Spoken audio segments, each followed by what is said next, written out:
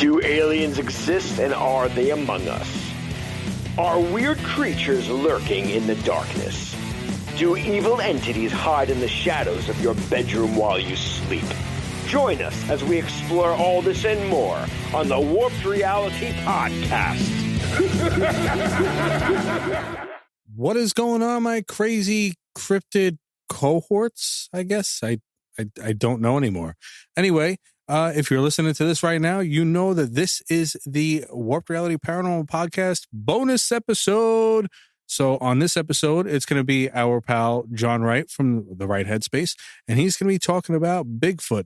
So please check it out in 1 second. I just want to let you guys know that we're going to have a couple episodes coming out pretty soon, one of which is going to be mine and the Nat Man's episode on haunted houses and our regular episode. And then another episode is going to be of our buddy Bill Van Vagel, who is part of a co-hosting team on the podcast, The Land of the Creeps, which you guys got to check that out. It's an awesome podcast. It's all about horror movies and you're going to love it. So please check that out. But before that, please check this out. It's the Wright Headspace with my friend, John Wright. Good evening. You are entering a dimension where up is down, good is evil, and day is night. You've just made a wrong turn into the Wright Headspace. Let's start today's episode off with a few words. Sasket, Hairy Man, Mountain Devil, Wild Man, Almasti, Yaren, and Yowie. Can you guess today's theme? If you said Bigfoot, you are correct. The majority of the information I am using for the following Bigfoot segment comes from a number of different sources. Primary among them is going to be books that come from Dr. Grover Krantz, his Bigfoot Sasquatch Evidence, Dr. Jeff Meldrum's book, Sasquatch, Legend Meets Science, John Green's The Best of Sasquatch Bigfoot, Steve Skull's website, sasquatchdetective.weebly.com, NBC News, Live Science, and a number of other articles that come from different websites.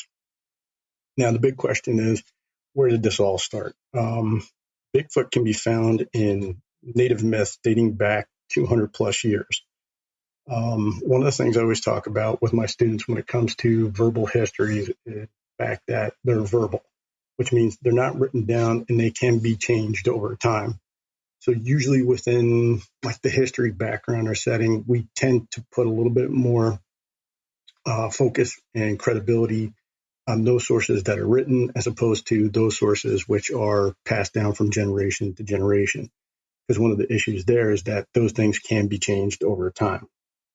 In the science, the idea of a anthropomorphic animal has been mentioned since the time of Carl Linnaeus. Now, the question is, who is Carl Linnaeus?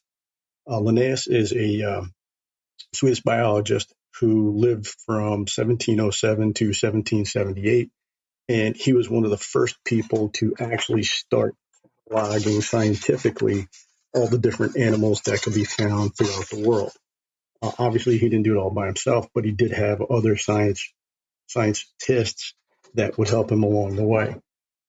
Now, depending on how open-minded you want to be, you could actually stretch this back to ancient times. One of the things that always pops into my mind is when I talk to my kids about the ancient Sumerians is what's called the Epic of Gilgamesh. In there, you have this ancient Sumerian king who does all these great adventures. And during one of the adventures, they mention a friend of his, a wild man by the name of Enkidu. So the question is, how far back do you want to go? So you could potentially stretch this back to, we'll call it maybe 2,000 to 3,000 years, depending upon how deeply you want to look. Now, as far as location, verbal and written stories show that anthropomorphic wild men can be found throughout the world. But my focus is just primarily on Bigfoot. So most of the Bigfoot sightings originate somewhere in the northwestern corner of the United States, the southwestern corner of Canada, right along the border.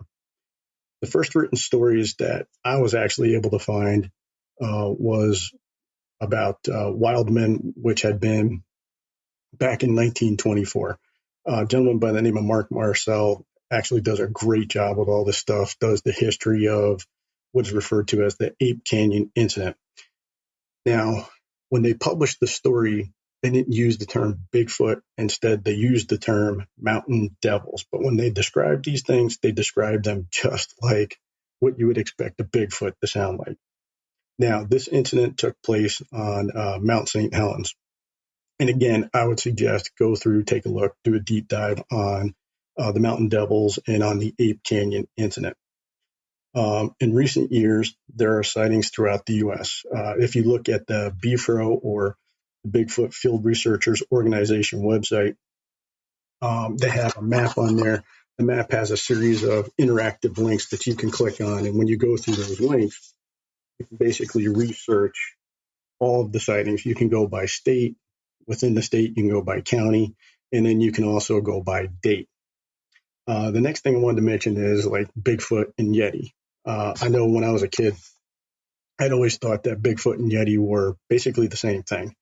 I later learned that there are some definite differences between the two. First being size. Most witnesses, when they report a Bigfoot, are going to say that the Bigfoot is between 7 to 9 feet. On average, I know I've heard some stories where they've talked about them being 10 foot tall, whereas the Yetis and witness reports will claim that the creature is anywhere from about 5, reaching maybe about 6, maybe somewhere around 6.5 feet tall. Second is the footprints. Bigfoot leaves a print that is human-like in appearance, meaning that the big toe is aligned with the other toes, whereas the Yeti print has what we refer to as a divergent toe. This means that it's going to look more like your hand, like a thumb. It's very similar to what you would find with a monkey print. So as the print goes into the ground, rather than the big toe being aligned with the other toes, it's going to be off the side of the foot. So those are a couple of differences. One other thing that is going to differ is the color of their fur. So when you take a look at Bigfoot reports, typically people are going to report them to have dark colored fur. Now, this can range in a number of different shades. It can be dark brown. It can be like a reddish brown. I've heard people say they were red. I've heard people say black. And I've also heard stories where they've talked about them being sort of like a grayish color. Whereas with a Yeti, Yetis are almost always reported to be white. Now, why? Well, this kind of ties into their environment. When you look at where they live, if you're a Yeti, Yetis live in forested mountain areas. I apologize. Bigfoot live in forested mountain areas. Darker color means they would have a better an easier time trying to blend in with their surroundings. Whereas with a Yeti, live in barren, the Himalayas, Hindu Kush Mountains, not a whole lot of foliage on those areas. So the color white would help them blend in to the background. One similarity that they do have in common is both are cryptids. If you've never heard that term before, a cryptid is basically a term that's reserved for animals that have not yet been proven to exist. Most continents have a story of some sort of anthropomorphic cryptid. Once upon a time, giraffes, gorillas, manatees, orangutans, all these animals were thought to be mythical creatures, and we now know them to exist in the real world. Just to give you an example, that nothing ever is 100% solid and that things change all the time. In the last 100 years, over 100 species of primates have been discovered and identified. Now, the reason why I say that is because, let's see, how can I say this?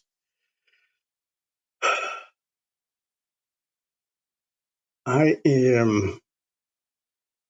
going to call it a hopeful believer in Bigfoot. My thoughts on Bigfoot is that Bigfoot is a flesh and blood creature and is an unidentified primate. We've all heard that every continent has primates except for North America. And my big question is, or does it? Which is more likely, Is it more likely that there's an animal of flesh and blood that just hasn't been identified, or a dimension hopping creature? I'll be honest, I do not subscribe to that theory. Why don't I believe in the dimension hopping idea? I believe that this theory is an attempt to solve a unknown with another unknown. It's a desperate attempt to make sense of a strange situation, or maybe a not so strange situation. So one of the examples I use is people make these portal claims. Why do they make the portal claim? They're walking through the woods. They find this single print. Look all around, cannot find any other matching prints, and immediately jump to the conclusion that, oh, you know what? Maybe they don't walk in this world. Maybe they're interdimensional. And they phased in for a little bit, and then they've left the print, phased back out, and that's why we can't find any others. I think a logical or more logical reason for the single print idea is potentially the composition of the soil, the ground itself. If we're dealing with rocky soil is really not very good for leaving impressions.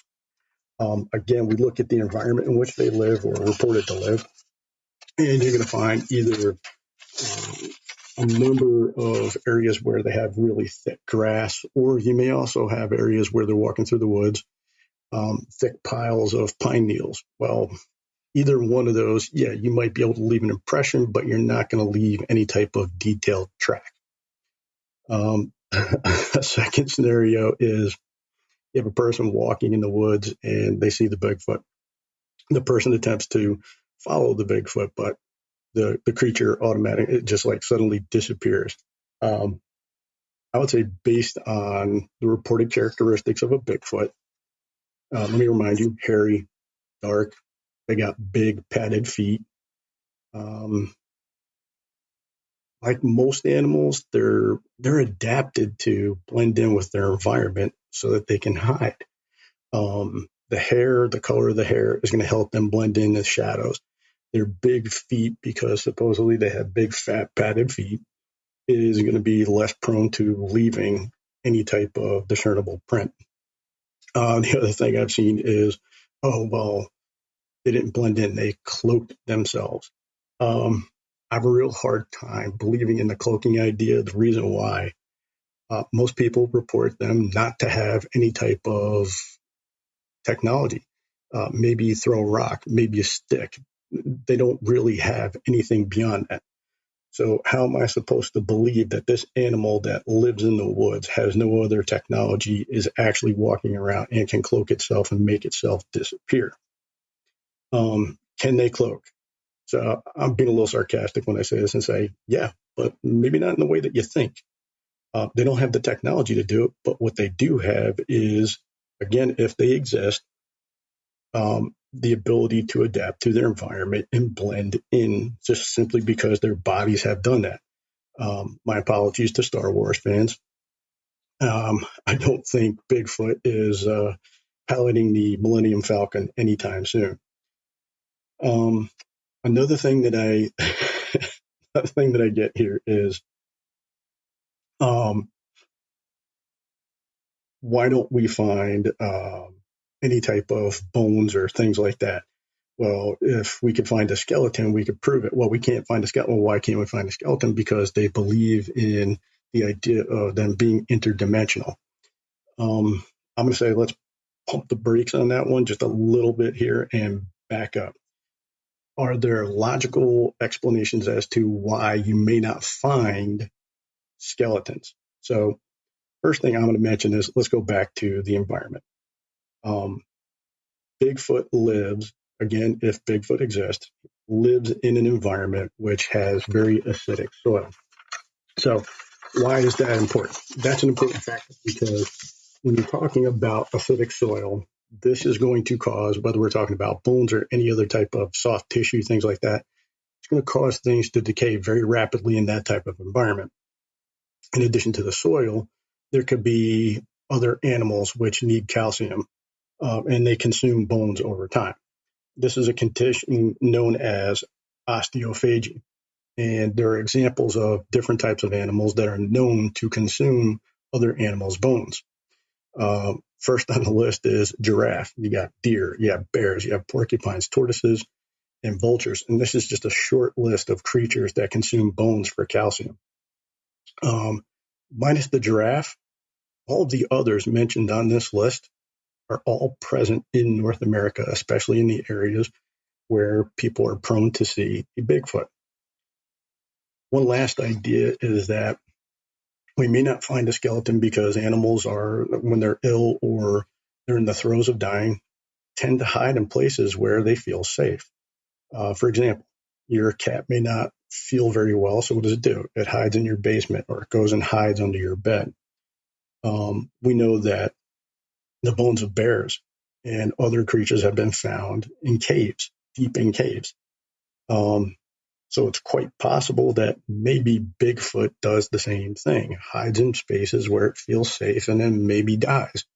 No other Bigfoots go out there, find the body and bury them, and they just bones decay over time. And I would say that's probably more along the lines of a more logical explanation as to why we can't find bones, as opposed to they phase in and they phase out. In the next segment, I'm going to spend a little bit more time talking about Bigfoot DNA. I'm going to talk about a woman by the name of Melba Ketchum and her involvement in all of this. So until next time, I'm signing out, saying hopefully this leaves you in the right headspace. Back to you, Joe. Thank you for listening to the Warp Reality Podcast, and thank you to all my guests and contributors that help make this show possible.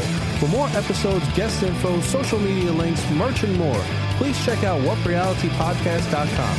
If you have a paranormal experience you would like to share, questions, comments, or you would like to be a guest in the show, please leave me a voicemail at 845-600-0744, or you can email me at ghostjoeny@gmail.com. You can do so anonymously if you'd like. Also, I'd greatly appreciate it if you could leave me a review on Apple Podcasts or warprealitypodcast.com. Have a great night, everyone, and don't forget to change your shorts.